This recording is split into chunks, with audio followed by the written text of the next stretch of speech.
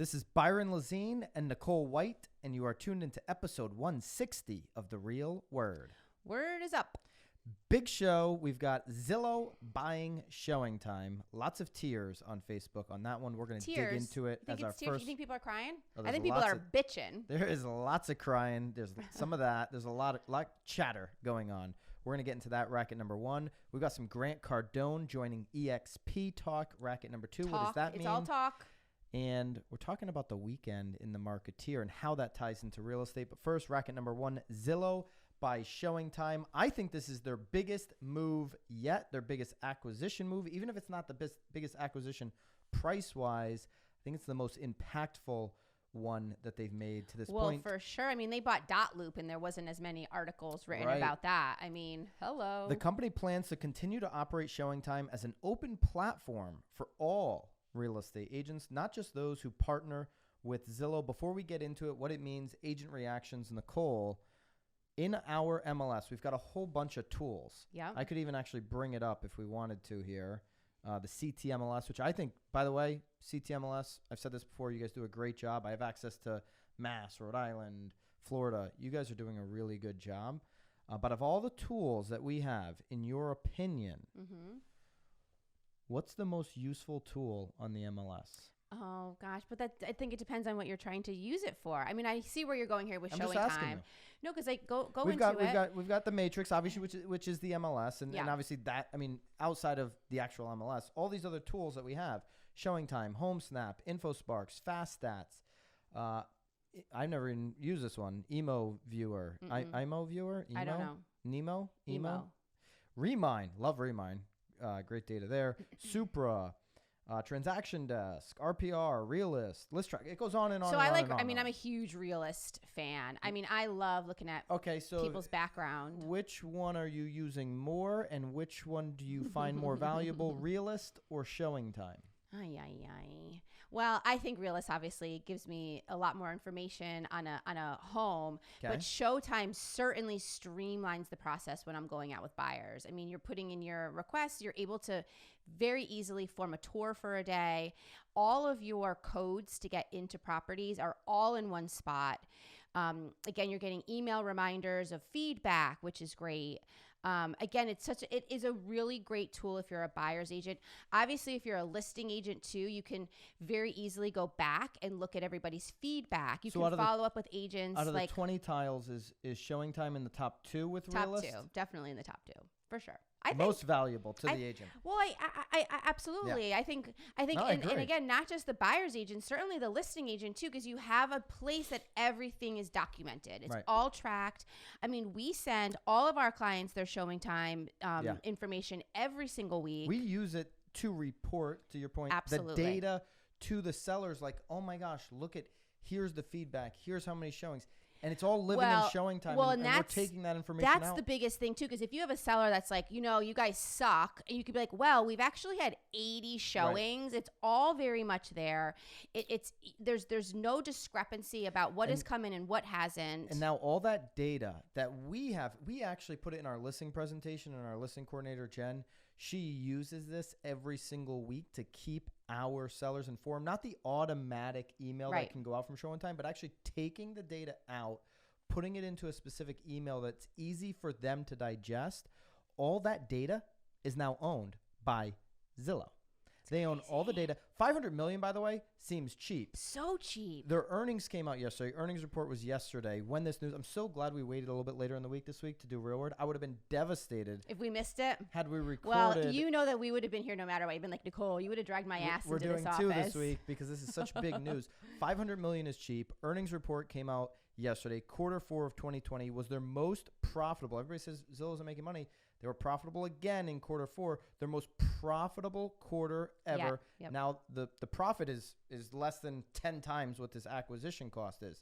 The reason their profit is so small is they keep buying up what no other broker owns. Well, it sounds like ShowingTime, I think 17. I think in that article it says that they've done 17 acquisitions. So they're even ones that we don't even know are happening that they're doing too. This is a big one. Now, agent reactions. There's been some tears. There's been some crying. There has definitely tears and crying are the same thing, but yes, there's been a lot of there's There's been some complaining. There's been a lot of finger pointing. People are very angry at NAR. There's two Inman articles we can refer to. The one about the acquisition, obviously, you can read through that and get the details. Now, whether we're going to talk about this more. You have to. We can't talk about this whole show. I have still so many questions. Yeah. I have so many questions. So they're saying it's going to be an open platform. We can start speculating on like, listen, and before I get to the agent reactions, one little thing, and we're going to talk about this more in the future. Here's the one thing and where people are scared of, right, is if you're in the Zillow Flex program like we are, we're a partner of Zillow. We're a growth partner, and we're getting live connect leads. Mm-hmm. Well, we schedule those showings. Right. Who's to say in the future now Zillow doesn't say, you know what, we're going to be better at actually setting the appointment. We're going to give you on the app the option to accept it. If you don't accept it, it goes to the next Uber driver to accept. Yeah. And oh, by the way, that is now worth another 10% on top of the referral fee you're already paying us because we're doing more of the work. It's so interesting, though, because I feel like there could potentially be a downside if Zillow is directly planning, like scheduling these. Why? What's the downside? So I'm thinking they have thousands of agents. Somebody's going to be available. No, that's not necessarily what I'm talking about. I'm sure you could always find a buyer's agent. That I'm not worried about. You can always get an Uber driver. Because you have to have a buyer's agent going through this, right? I guess that where there may be a little bit of a downside, because again, not that agents would ever turn away a showing, because that would be in complete violation of their fiduciary responsibility to their seller. But if they're seeing a request coming through Zillow, I mean, are you then questioning who's bringing them, who's coming? Especially if you're not necessarily usually at the showings, right? Like I feel like there's so many questions. Is that buyer then coming? Like, are they confirming with the buyer to give them access to the house? Like, there's so many questions about all of that. I think Zillow's still gonna. I mean, listen, and one of the brokers, things that they say, which is true, and is a big concern, even if you're a Zillow partner like we are, is that they're going to potentially turn the agent into a guide, not the expert in the local area. And if you're just a guide, then they're sending a guide over. And this is something that a lot of brokers are saying. But by the way, brokers, 15 years ago, you didn't do anything to actually compete with them to stop this from happening.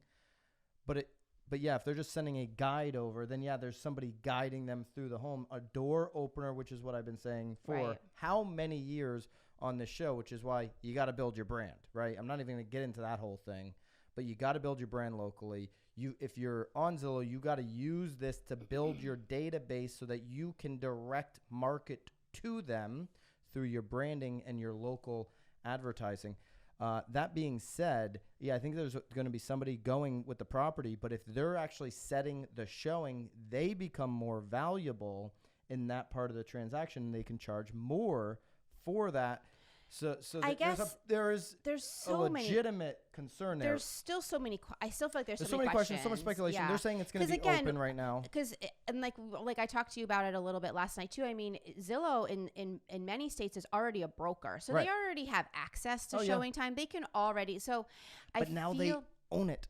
I know. So it's all very, very, very interesting. So and I know on my IG when I posted the news yesterday, there was a agent that said, well, looks like we're going to have a lot of listing agents going back to setting up their own showings. Like, remember back in the day, like, somebody would call you and like you would schedule the showing. There was no ShowingTime app to like keep it all organized.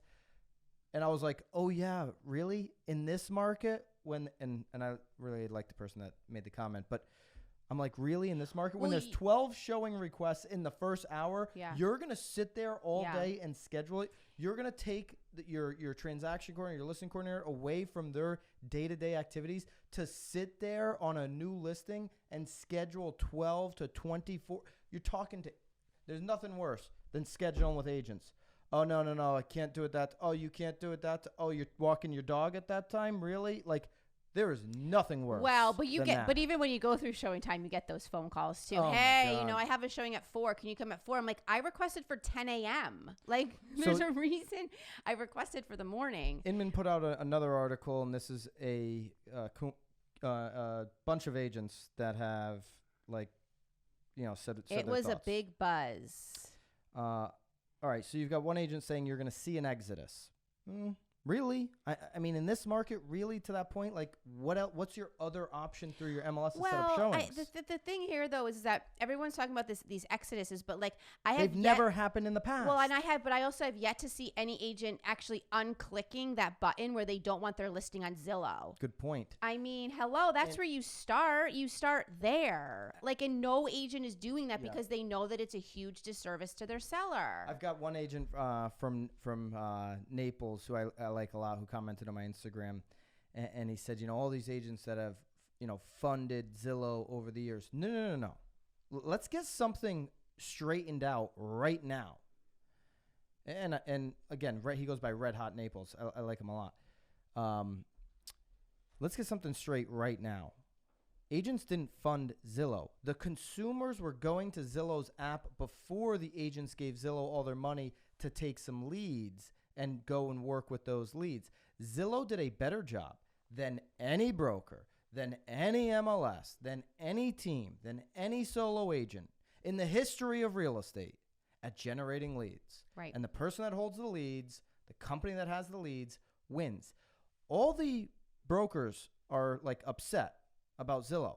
Why weren't they upset with the relocation companies who take 48%? Because they were in bed with the reload companies.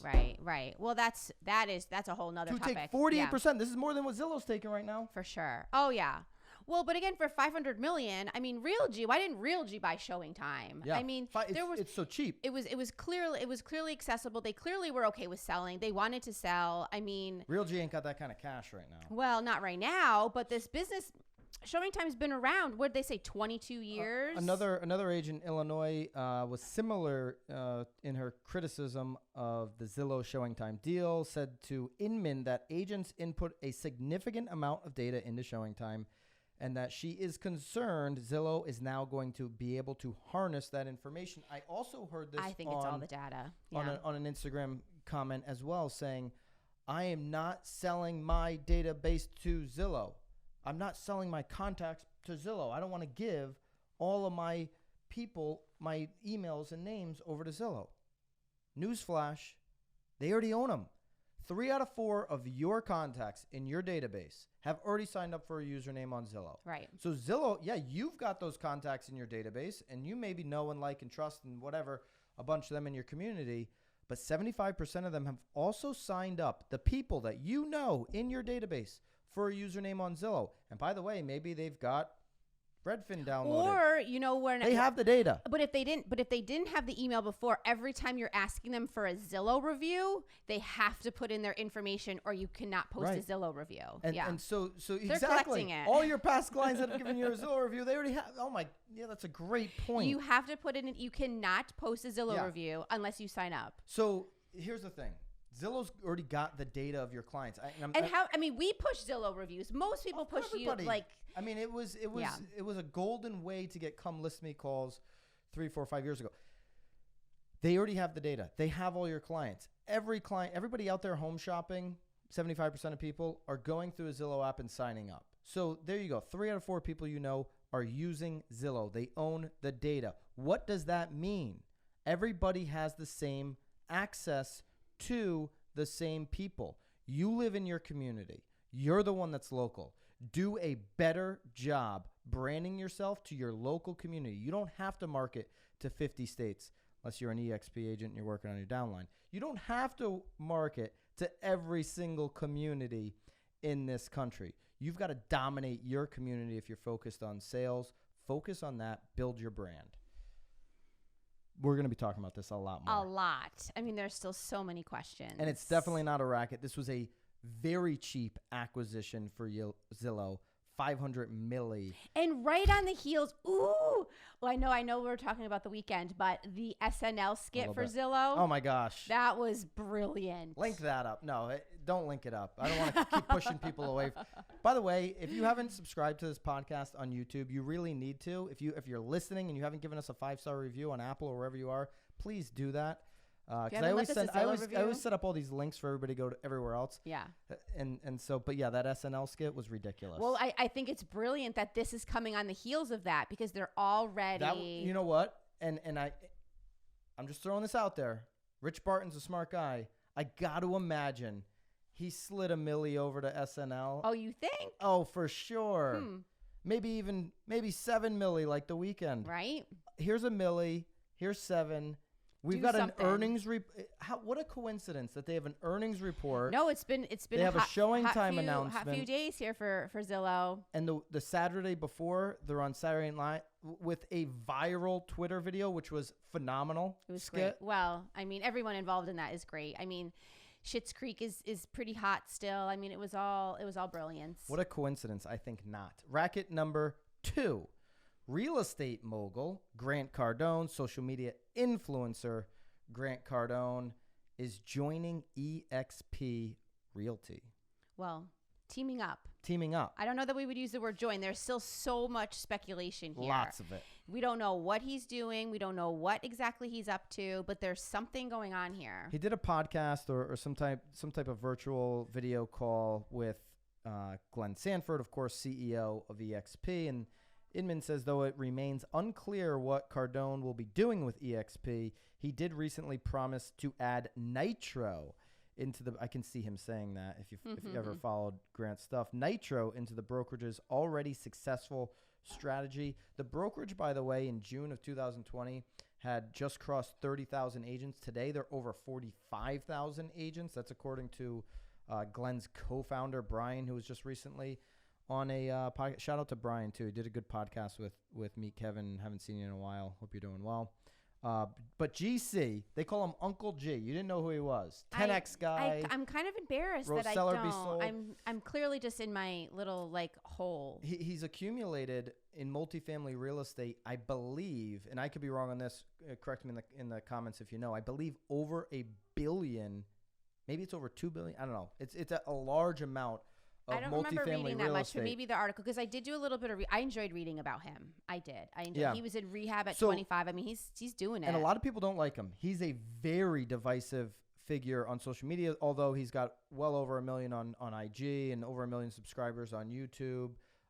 He can be very divisive. There was a big thing with him, even with Cardone Capital, which is where he takes investors and goes buys these multifamily. There's a big thing there, but anyways, he knows one thing about Grant Cardone is he knows how to get attention. Well, he knows sales. I mean, he's been studying sales for over 30 years. Starting the car business, started this coaching training company that sold to all the car businesses. Because that's sort of my speculation. I'm thinking he's partnering somehow with some sort of coaching team up. But I could be wrong. They were actually on Clubhouse when they did this. They were on Clubhouse, yes. Mm-hmm. But I saw a video of it. I thought you couldn't video while you're on Clubhouse. I don't know the Clubhouse rules. Well, but somebody could be recording it, recording. I want to put the 5 a.m. call on Clubhouse, but then there was this rule, you can't put it onto a podcast after it's been on Clubhouse. Who are you, Clubhouse? Well, they're trying to be something. Yeah. Yeah. I don't think they're going to be anything in a year. Well, okay. So I feel like I already need to get the app off my phone. I get notifications. So what do you think? I have speculation on this. Well, again, I mean, I'm sort of a newcomer to this guy. Again, when I first read it, I felt like it was more along the lines of training. Again, he's a huge sales guy. Oh, training? I don't think so. I felt like it was more on the training end. You have a completely different speculation, but you're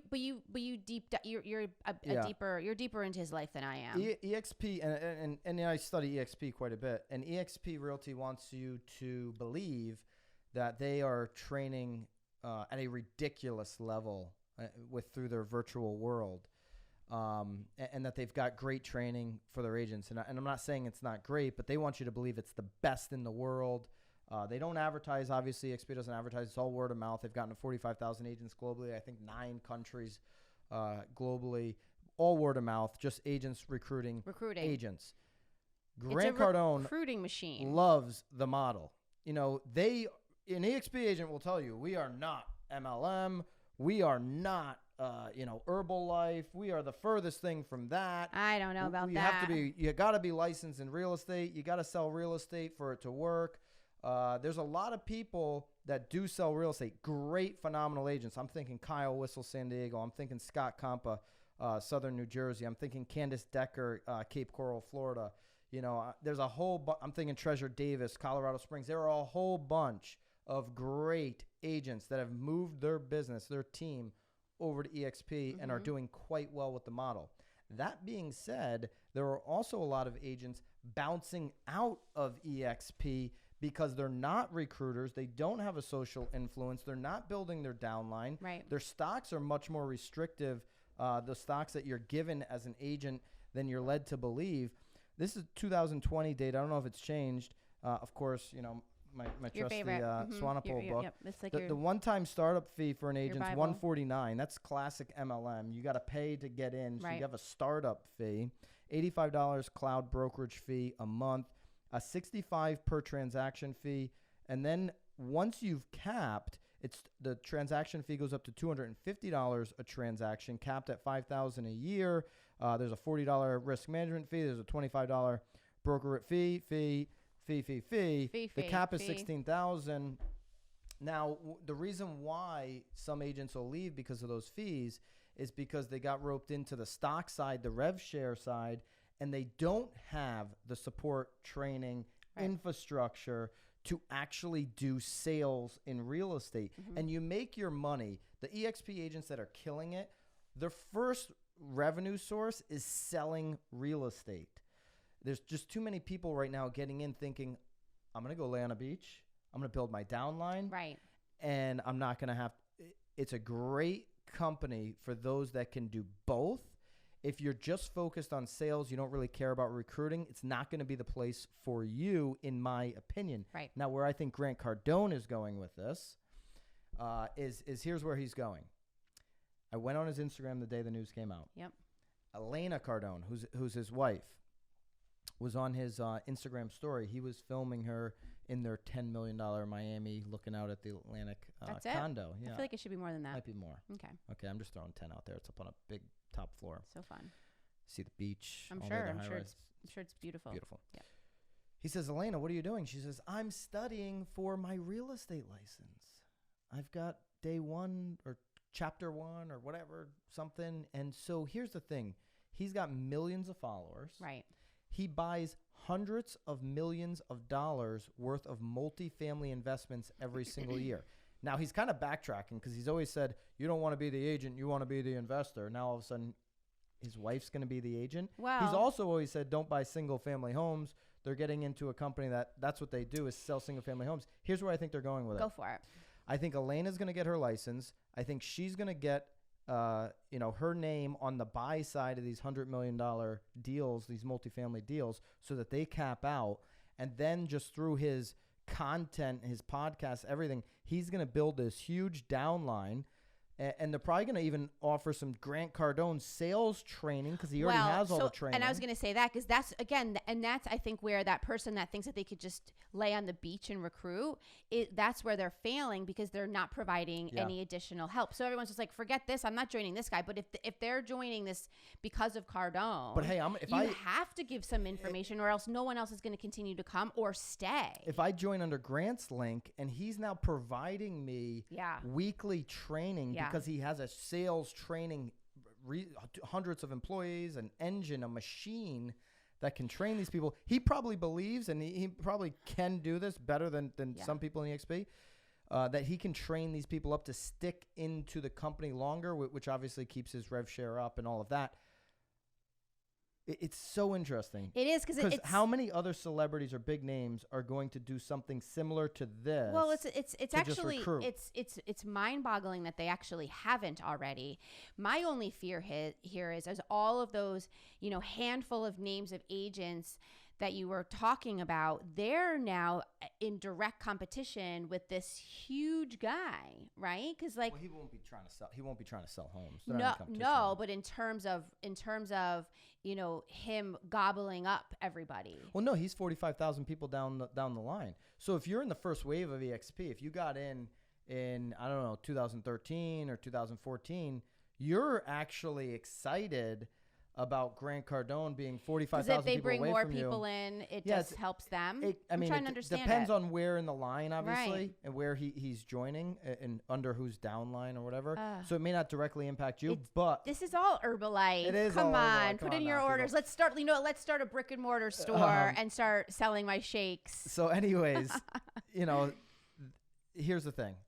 It may not directly impact you if you're in the first wave, but it's bringing so much more awareness. It may make it easier if you're doing the right things for you to recruit. Listen, I have so much respect for eXp. He should just start his own brokerage at this point. Glenn Sanford was a team leader at Keller Williams. And look at what has now happened. The stock, let's look up what it is right now. This is Thursday morning. EXPI is the ticker. I think the last time we did it on the show, it's 141. It was just 165 the other day. So it's been spiking down a little bit because it is way overvalued. I mean, there's no question about that. It is way overvalued. But listen, it was $6 a year ago, and it's now $140. So people that saw this coming, now people that do own inside the company, they do have some restrictions on selling. They have some restrictions right now before the split is coming. They're about to split. Anyways, Glenn Sanford, he was a team leader of about 15, 20 agents at Keller Williams, broke off and started this thing. Billionaire now. Total beast. Total beast. Yeah. I mean, again, that's why I'm saying I'm surprised that this other guy, what's his name? What did we talk about? Grant. Why does he just start his own brokerage? Why does he even need the Look XP at that. model? Rocket Loans advertising on Inman. Inman. That's a stock I'd buy if you're looking for a stock tip. It's anyway, very safe. Busy week. Busy week. It was a busy week. So is that a Racket, GC? I still have so many questions. I think it's a racket because he's backtracked on talking crap on real estate industry so long. Now he's in. Well, I think it's a racket that they're not explaining exactly how he's partnering with them. Just give up the information. All right, so I got a Marketeer of the week quickly because I know this was a long show.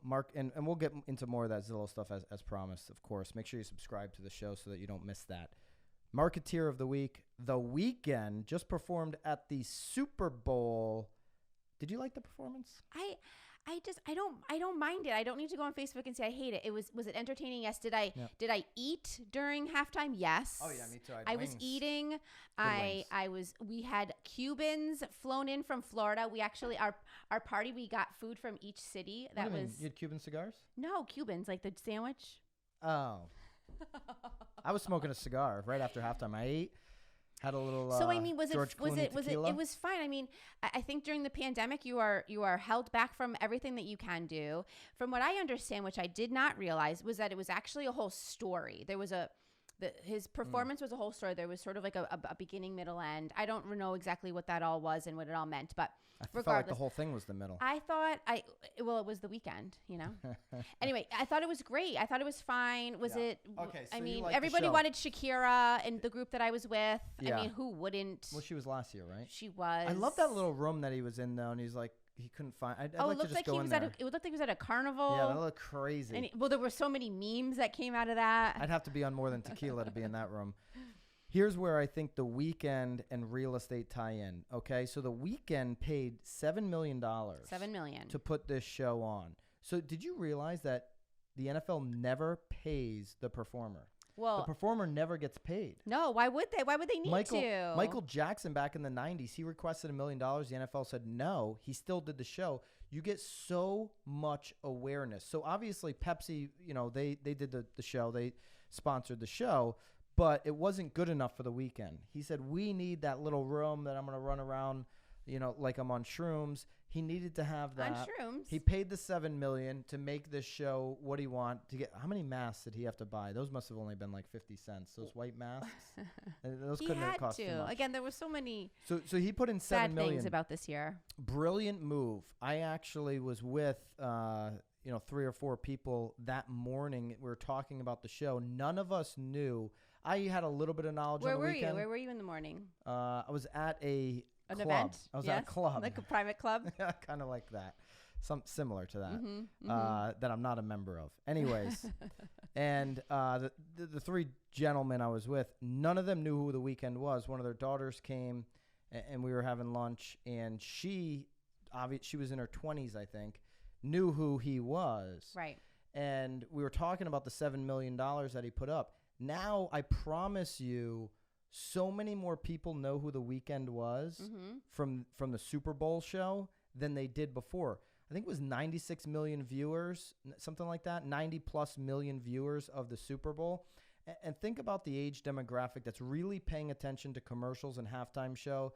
My parents, they've been alive for every single Super Bowl. Right. Their eyes were locked on the halftime show. Well, and again, even at I'm 40 this year. I mean, even like during commercials, everyone's like, shh. Yeah. I mean, that you watch this. I mean, obviously you watch Super Bowl to watch Super Bowl, but you are glued to that television it's such like for an old 3 person hours. thing to be It shushing during is, commercials. because it's like you're dying for the commercials. You want to see what they are. Oh, God. The halftime show is something spectacular, because you're not changing the channel. Like, you're not ever changing the channel. Here's where this ties into real estate, because you're probably wondering. Well, especially with the whole ShowingTime and Zillow. I think it's a beautiful... With Zillow and everything else, if your biggest spend every single month, if the biggest part of your budget every year is not building and promoting your brand, you are missing everything that's happening. If all you're doing is going on Facebook groups and shedding tears about what Zillow's doing and not spending a significant amount of money building your personal brand in your community, you are missing what's happening to this industry. You need to have a weekly show. You need to be putting out more content on IG and IG Reels and Facebook and all these different places in your local community than anybody else. You need to be talking to more community storefront owners via video and podcasts and these types of things than anybody else, which means your budget, your time, your input is going to be high. That's what The Weeknd understands. This one investment of $7 million will pay dividends for him for many years to come. I promise you that. Are you going to follow him now? No, but I found myself, listening to. Well, because we were all TikTok lovers during this pandemic. No, but I found myself listening to the song more. Well, it was funny because my husband's like, "Wow, I had no idea these were all of his." These are all his. Yep. All right, that's it. That's Great a wrap week, here. busy You got to week. run. We're going to talk more about Zillow. Make sure you subscribe to the show. I love this show for some reason. I hate doing the virtual ones. We're going to get better at the virtual. If you saw last week's show, this was a step up, maybe 10 steps up. Well, I didn't have to wear headphones. That in itself is a step up. True. Well, we can get rid of the headphones. Bobby, we can get rid of the headphones when we go virtual. We're going to get the virtual thing figured out. Great show, Nicole. Good. I enjoy it, and I love having you back. Thank you. And we'll see you here next week. We'll probably be talking more Zillow, more reactions to it. Your reaction in the comments. See ya. Keep it real.